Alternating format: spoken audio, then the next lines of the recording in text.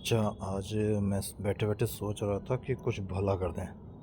अब भला उनका जिनके पास लैपटॉप डेस्कटॉप नहीं है, ठीक है, तो वो क्या कर सकते हैं, वो अपने मोबाइल पे ही बहुत सी चीज़ें ऐसी कर सकते हैं जो कि लैपटॉप वगैरह से ही इंसान सोचता है कि हो पाएगा। जैसे फॉर एग्ज़ाम्पल ऑटोमेशन हो गया, प्रोग्रामिंग हो गया, स्क्रिप्टिंग हो गया, एथिकल हैकिंग हो गया। ये सब आप नॉर्मली अपने मोबाइल से कर सकते हो, और एक बार अगर आप सीख गए ना, तो फिर आप लैपटॉप वगैरह को जल्दी छुओगे नहीं, आप इसी पे लगे रहोगे, ठीक है।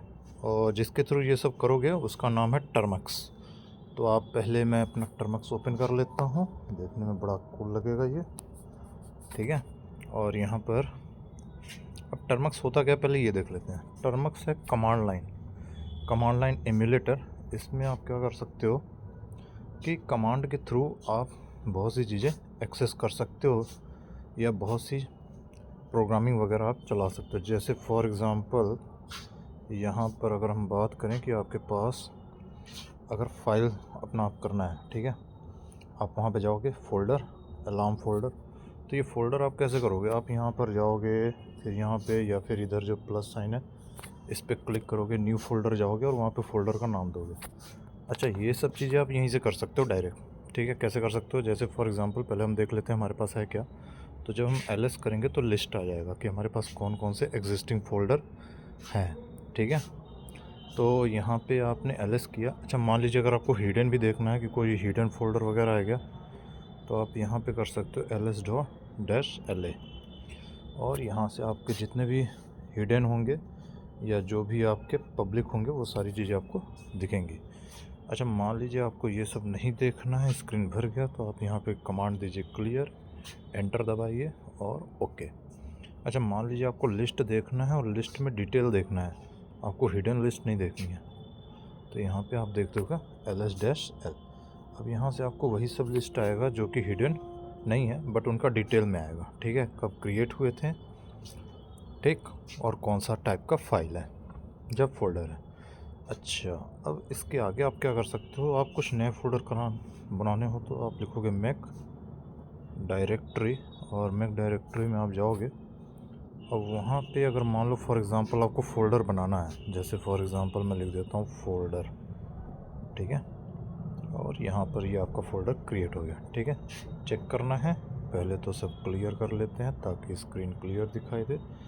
एलएस से लिस्ट आ गया, और आप देख सकते हो यहाँ पर फ़ोल्डर चौथे पाँचवें नंबर पे क्रिएट हो गया है, ठीक है, पाँचवें नंबर के ऊपर से, ठीक।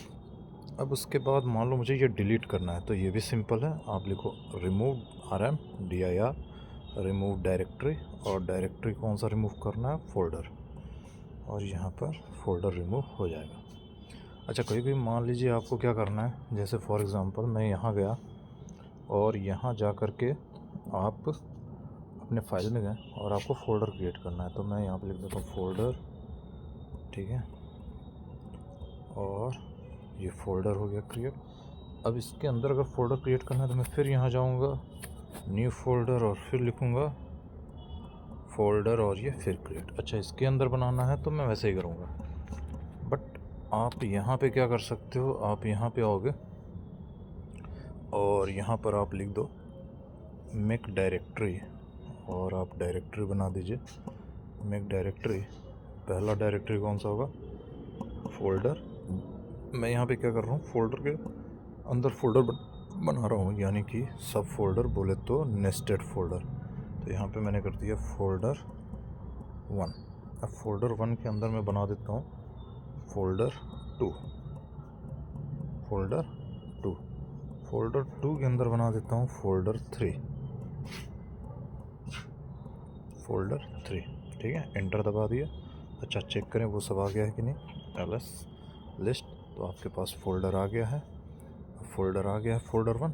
तो एक्सेस कैसे करना है इसे, CD, कोई फ़ोल्डर ओपन करने के लिए आपको क्या करना है, CD, और फिर लिख देना है फ़ोल्डर 1, ठीक है, और फ़ोल्डर 1 में आप आ गए। चेक करना है क्या इसके बाद फ़ोल्डर 2 है इसमें, यस, फ़ोल्डर 2 है। अब आपको फ़ोल्डर 2 में जाना है, आप लिखिए CD फ़ोल्डर 2, ठीक है, CD फ़ोल्डर 2, अब आप कहाँ चले गए, फोल्डर 2 में। देखना फोल्डर 2 में हो, ठीक, क्योंकि फोल्डर 2 के अंदर फोल्डर 3 है, तो अब आप आ गए फोल्डर 3 में। अच्छा, अब अगर आपको इसके अंदर जाना है फोल्डर 3 में, तो CD फोल्डर 3, ठीक है।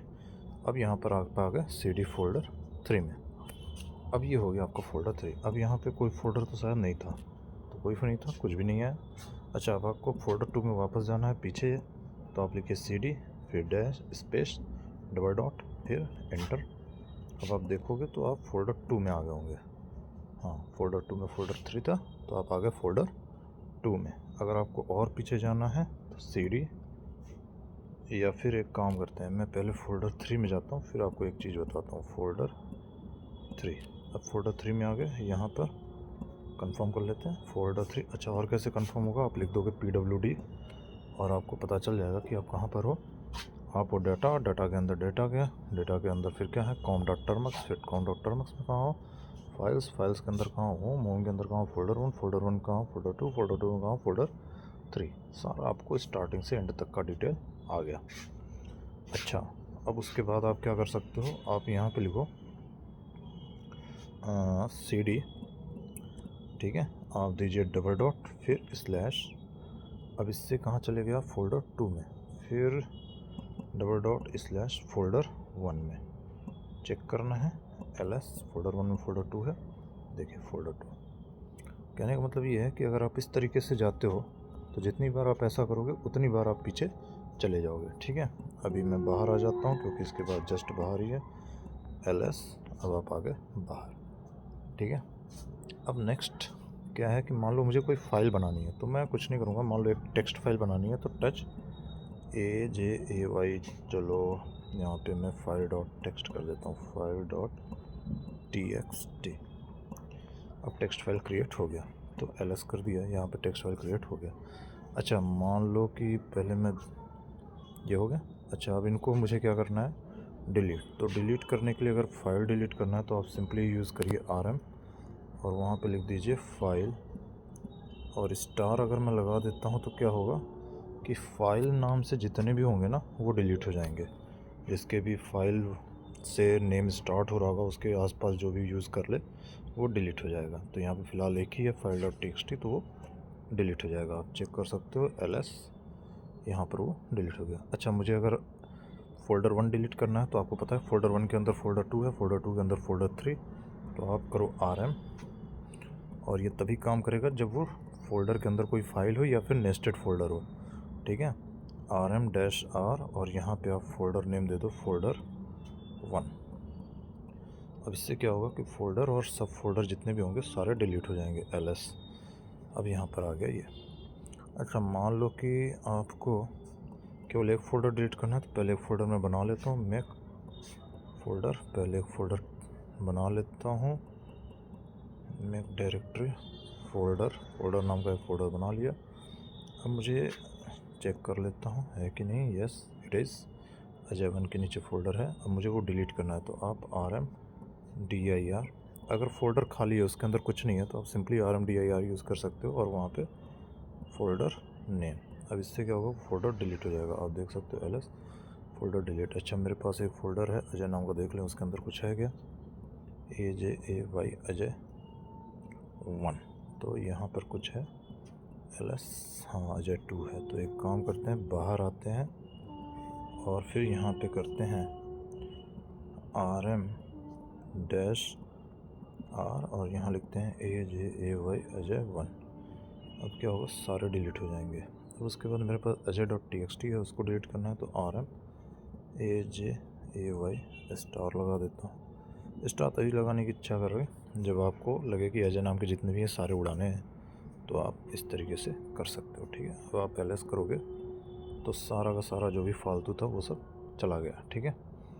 स्क्रीन क्लियर करना है, क्लियर कर दीजिए, ठीक है। टर्मक्स से बाहर निकलना है, एग्ज़िट कर लीजिए, और इस तरीके से टर्मक्स का पहला लेक्चर कंप्लीट होता है। धन्यवाद।